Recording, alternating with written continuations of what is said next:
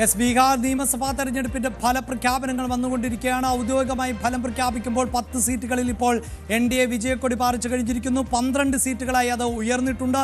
12 സീറ്റുകളിൽ ഔദ്യോഗികമായി ഫലം പ്രഖ്യാപിച്ചു കഴിഞ്ഞിരിക്കുന്നു. 190 സീറ്റുകളിൽ ഇപ്പോഴും NDA മുന്നിട്ട് നിൽക്കുന്നു. അതായത് ആകെ 202 സീറ്റുകളിൽ ആണ് NDAയുടെ മുൻതൂക്കം ഉള്ളത്. അതേസമയം മറുഭാഗത്ത് ഇന്ത്യ സഖ്യമാകട്ടെ 36ലേക്ക് ചുരുങ്ങുകയാണ്. 78 സീറ്റുകളുടെ നഷ്ടം ഇപ്പോഴും അവർക്ക് നേരിട്ടുകൊണ്ടിരിക്കുന്നു. അങ്ങനെ ഒരിക്കൽ കൂടി നിതീഷ് കുമാർ അധികാരത്തിലേക്ക് എത്തുമ്പോൾ അത് നിതീഷിന്റെ ജനകീയ പ്രഖ്യാപനങ്ങൾക്കുള്ള വോട്ടായി മാറി എന്നതാണ് ജി ദേവരാജന്റെ അഭിപ്രായം. അദ്ദേഹം അങ്ങനെ ഒരു നിലപാടിൽ ഉറച്ചു നിൽക്കുമ്പോൾ എന്തുകൊണ്ട് കൃത്യമായ വിഷയങ്ങൾ അവതരിപ്പിക്കാൻ കോൺഗ്രസിന് സാധിക്കാതെ പോയി എന്ന മറുചോദ്യത്തിന് എന്താണ് താങ്കളുടെ മറുപടി ശ്രീ ദേവരാജൻ? അല്ല, അതൊരു പ്രധാനപ്പെട്ട വസ്തുത തന്നെയാണ്. ബീഹാറിലെ തെരഞ്ഞെടുപ്പിൽ ഉയർത്തേണ്ടുന്ന വിഷയങ്ങൾ അവിടെ യഥാവിധി ഉയർത്തപ്പെട്ടിട്ടുണ്ടോ ഇല്ലയോ എന്നുള്ളത് ഒരു ചോദ്യം തന്നെയാണ്. പക്ഷെ അത് പൂർണ്ണമായും അങ്ങനെ ഒരു വിഷയം അവിടെ ജനങ്ങളുമായി ബന്ധപ്പെട്ട വിഷയങ്ങൾ ഉയർത്തിയില്ല എന്ന് നമുക്ക് പറയാൻ കഴിയില്ല.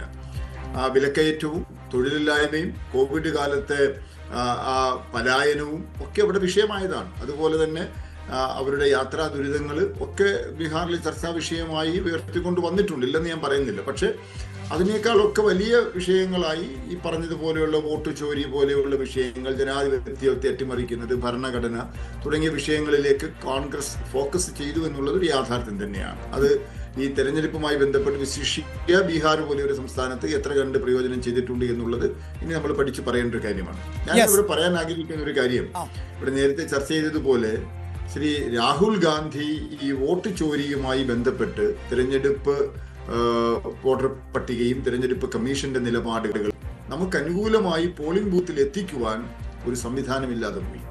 അത് പാർട്ടി മെഷീനറി, തെരഞ്ഞെടുപ്പിൽ ഏറ്റവും അത്യാവശ്യം വേണ്ടുന്ന ആ തെരഞ്ഞെടുപ്പ് മെഷീനറി അവിടെ ഇല്ലാതെ പോയി. ഇപ്പൊ നമ്മൾ ഈ ചർച്ച നടത്തുന്ന, നമ്മൾ ഈ ചർച്ച കേൾക്കുന്ന എത്ര പേർക്ക് ബീഹാറിലെ PCC പ്രസിഡന്റിന്റെ പേരറിയാം? ഒരു കാലത്ത് അങ്ങനെ ആയിരുന്നില്ല.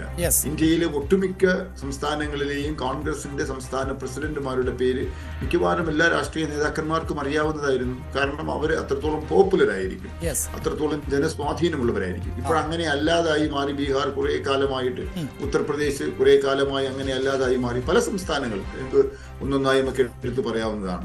അവിടെയാണല്ലോ കോൺഗ്രസ് വലിയ പ്രതിസന്ധി നേരിടാൻ പോകുന്നത്. ഡോക്ടർ MS വേണുഗോപാൽ, അതായത് ഇപ്പോഴിതാ ഇന്ത്യ സഖ്യം എന്ന ആ സഖ്യത്തിന്റെ നിലനിൽപ്പ് തന്നെ സംശയത്തിലാകുന്ന സാഹചര്യമാണ് ഉണ്ടാകുന്നത്.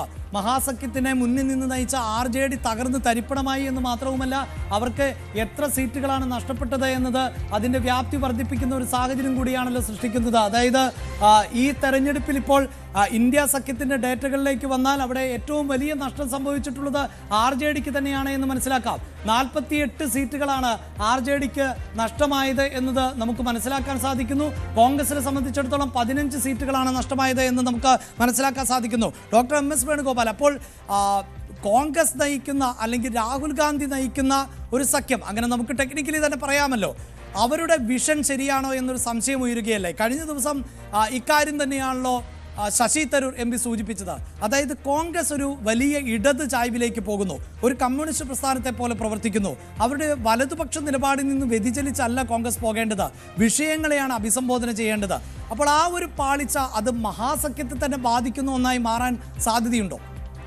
തീർച്ചയായിട്ടും മഹാസഖ്യത്തിന്, പ്രത്യേകിച്ച് RJDക്ക് അവരുടെ വോട്ട് ബേസ് എന്ന് പറയുന്നത് മുസ്ലിം യാദവായിരുന്നു. അതിൽ യാദവ് വോട്ടുകളിൽ ചോർച്ച വന്നതുകൊണ്ടാണ് ഇത്രയും വലിയ പതനം ഇപ്പോൾ RJDക്ക് അവിടെ ഉണ്ടായിരിക്കുന്നത്. ആ പതനം എങ്ങനെ ഉണ്ടായി? രാഹുൽ ഗാന്ധി എടുത്ത സ്ലോഗൻ ബാക്ക്ഫയർ ചെയ്തതാണ്. അതായത് രാഹുൽ ഗാന്ധി ഇപ്പോൾ ഇവിടെ പറഞ്ഞു തെരുവിൽ ഇറങ്ങിയവരെ വോട്ട് ചെയ്യിക്കാൻ കഴിഞ്ഞില്ലെന്ന്. തെരുവിൽ ഇറങ്ങിയത് ആരാണ്? വോട്ടില്ലാത്തവനാണ് തെരുവിൽ ഇറങ്ങിയത്. അത് പിന്നെ ദേവരാജൻജി അടക്കമുള്ളവർ മനസ്സിലാക്കേണ്ടതാണ്. വോട്ടില്ലാത്തവനാണ് തെരുവിൽ ഇറങ്ങിയത്.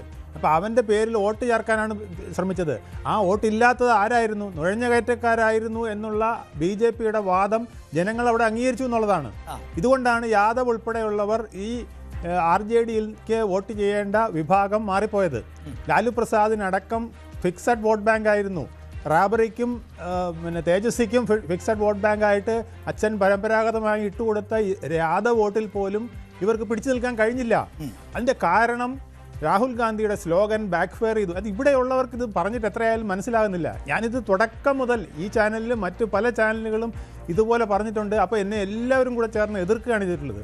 ഇത് അവിടുത്തെ ജനങ്ങളുടെ എതിർക്കാൻ ഇപ്പോൾ ഇതാ ഈ രാഘവ്പൂരിൽ നിന്നുള്ള തെരഞ്ഞെടുപ്പ് ഫലം അങ്ങേയറ്റം ദയനീയമാകുന്ന ഒരു അവസ്ഥയിലേക്കാണ് പോകുന്നത്. അതായത് ഇപ്പോൾ RJD-യുടെ മുഖ്യമന്ത്രി സ്ഥാനാർത്ഥിയായ തേജസ്വി യാദവ് പിന്നിൽ നിൽക്കുന്നു. അതും 1-2 വോട്ടുകൾക്കൊന്നുമല്ല, 4829 വോട്ടുകൾക്കാണ്. ഒരുപക്ഷെ ചരിത്രം ആവർത്തിക്കാനുള്ള സാധ്യത തന്നെയാണ് നമ്മൾ കാണുന്നത്. അങ്ങനെയെങ്കിൽ അമ്മയായ റാബറി ദേവിയെ തോൽപ്പിച്ച അതേ സ്ഥാനാർത്ഥി വർഷങ്ങൾക്ക് ശേഷം ഇതാ മകനായ തേജസ്വി യാദവിനെ തോൽപ്പിക്കാൻ പോവുകയാണ്. അതെ, അവിടെ ആ നിൽക്കുന്ന സ്ഥാനാർത്ഥി എന്ന് പറഞ്ഞാൽ സതീഷ് കുമാർ, അദ്ദേഹം അമ്മയെ തോൽപ്പിച്ച ആളാണ്. അദ്ദേഹത്തിന് ഇതാണ് BJP-യുടെ ഒരു പ്രത്യേകത. കാരണം BJP വെറും പിന്നെ സാധാ ആളെ മാത്രമല്ല ഫോക്കസ് ചെയ്യുന്നത്, എൻ്റെ നേതാവിനെ തന്നെ ഫോക്കസ് ചെയ്യുന്നുള്ളതാണ്. കെജ്രിവാളിന് ഡൽഹിയിൽ സംഭവിച്ചത് എന്താണ്? കെജ്രിവാളിനെ അവർ ഫോക്കസ് ചെയ്തു. കെജ്രിവാളിനെ തോൽപ്പിച്ചാലേ ആ വിജയം പൂർണ്ണമാകൂ എന്നവർക്ക് അറിയാമായിരുന്നു. അതുപോലെ തന്നെയാണ് തേജസ്വി യാദവിനെതിരെ അവർ അത്രയധികം ഫോക്കസ് ചെയ്തിരുന്നു എന്നുള്ളതാണ്.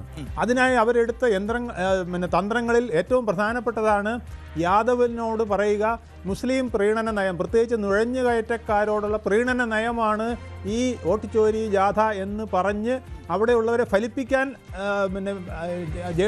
BJP-ക്ക് കഴിഞ്ഞു. അതുപോലെ തന്നെ അമിത്ഷായ്ക്ക് കഴിഞ്ഞു, നരേന്ദ്രമോദിക്ക് കഴിഞ്ഞു. അവർ ചോദിച്ചു, നിങ്ങളുടെ ഖാനയും പോകും, കാമും പോകും, നിങ്ങളുടെ ജോലിയും പോകും, പിന്നെ അതുപോലെ നിങ്ങളുടെ തൊഴിലും പോകും. ഇവരെല്ലാം വോട്ടർ ലിസ്റ്റിൽ കയറ്റി കഴിഞ്ഞാൽ, വോട്ടർ ലിസ്റ്റിൽ ഇവരെല്ലാം വന്നു കഴിഞ്ഞാൽ അവരെല്ലാം ഇവിടുത്തെ പൗരനാകും. പിന്നെ ഞങ്ങൾ കൊടുക്കുന്ന ബെനിഫിറ്റ്സ് എല്ലാം അവനും കൊടുക്കേണ്ടി വരും. ഇതെല്ലാം കൂടെ കൊടുത്തു കഴിഞ്ഞാൽ നിങ്ങൾക്കൊന്നും കിട്ടില്ല. ഇത് താഴെത്തട്ടിലുള്ള RSS-കാരെ കൊണ്ടുവരെ ഓരോ വീട്ടിലും കയറ്റി പറയിക്കാൻ കഴിയുന്നതാണ് BJP-യുടെ വിജയത്തിന്റെ കാരണം. അതുപോലെ തന്നെ കോൺഗ്രസിന്റെ പരാജയത്തിന്റെ കാരണം അതാണ്. കോൺഗ്രസ് എന്തെങ്കിലും പറഞ്ഞിട്ടുണ്ടെങ്കിൽ ഇത് മുസ്ലിം അതായത് ബീഹാറിലെ മൊത്തം മുസ്ലിങ്ങളുടെ 65% വരുന്നത് സീമാഞ്ചൽ പ്രദേശത്താണ്.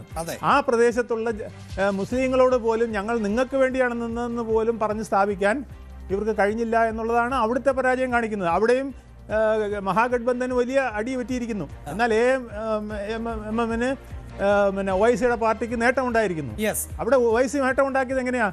അവിടെ OIC പറഞ്ഞത് ഇവിടെ വളരെ പിന്നോക്കക്കാരനായ മല്ല വിഭാഗത്തിൻ്റെ ഒരാളെ ഉപമുഖ്യമന്ത്രി സ്ഥാനാർത്ഥിയായിട്ട് മുകേഷ് സഹാനിയെ ചൂണ്ടിക്കാണിച്ചപ്പോൾ നിങ്ങളിൽ നിന്നൊരാളെ എന്തുകൊണ്ട് കാണിച്ചില്ല? നിങ്ങളല്ലേ അവരുടെ മെയിൻ വോട്ട് ബാങ്ക്, എന്തുകൊണ്ട് കഴിഞ്ഞില്ല എന്ന് OIC-ക്ക് കാര്യകാരണ സഹിതം ചോദിക്കാൻ കഴിഞ്ഞു. അതിന് മറുപടി പറയാനായിട്ട് തീർച്ചയായും താങ്കൾ ഈ സീമാഞ്ചൽ പറഞ്ഞതുകൊണ്ട് തന്നെ നമുക്ക് ആ ഡേറ്റകൾ കൂടി ഒന്ന് വളരെ പെട്ടെന്ന് പരിശോധിച്ച ശേഷം അതിഥികളിലേക്ക് എത്താം. നേരത്തെ സൂചിപ്പിച്ചതുപോലെ തന്നെ ബീഹാറിനെ സംബന്ധിച്ചിടത്തോളം പ്രധാനപ്പെട്ട ചില ഫോക്കസ് കേന്ദ്രങ്ങളുണ്ട്. അതിലൊന്ന് ഭഗൽപൂര, ഭോജ്പൂര, മഗധ്, മിഥില, അതോടൊപ്പം തന്നെ സീമാഞ്ചൽ. ഇപ്പോൾ സൂചിപ്പിച്ച സീമാഞ്ചൽ എന്ന് പറയുന്ന പ്രദേശം ഉൾപ്പെടെ വരുന്ന മേഖലയാണ്. അവിടെയാണ് അസദുദ്ദീൻ ഒവൈസിക്ക് വലിയ സ്വാധീനമുള്ള പ്രദേശം എന്ന് പൊതുവെ വിലയിരുത്തുകയും ചെയ്യുന്നത്. അവിടെ ഏത് തരത്തിലാണ് പ്രകടനം എന്ന് പരിശോധിക്കുമ്പോഴാണ് നമുക്ക് ഈ ഡേറ്റകളിലൂടെ മനസ്സിലാക്കാൻ സാധിക്കുന്നു.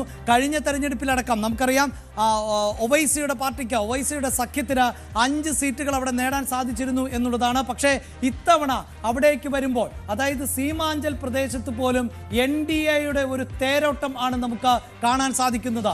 29 സീറ്റുകളിൽ ഈ സീമാഞ്ചൽ എന്ന് പറയുന്ന പ്രദേശത്ത്, സീമാഞ്ചൽ ഇതാ പ്രേക്ഷകർക്ക് കാണാൻ സാധിക്കുന്നുണ്ടാകും. ഈ മേഖലയാണ് സീമാഞ്ചൽ എന്ന് പറയുന്നത്. ഈ സീമാഞ്ചലിൽ ആകെയുള്ളത് 37 മണ്ഡലങ്ങൾ ആണ്.